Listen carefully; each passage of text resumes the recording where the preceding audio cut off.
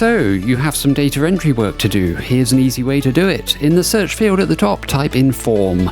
Right-click on the first option and choose Add to Quick Access Toolbar. Select any cell in your table. Click on the Form button to open the window. You'll see the fields that correspond to your table columns. Use the Find Previous and Find Next buttons to cycle through lower or higher, and the number in the top right will update alongside the total rows. Edit the fields you want. If you make a mistake, click Restore to revert back to the original state. Once done, click New to confirm the changes and the table updates. The status has now changed to New Record. Fill out the fields, click New again, and the fresh row appears at the bottom of the table. Click Delete on your chosen record to remove it. And finally, click Criteria to find records that match certain entries, allowing you to cycle between them exclusively.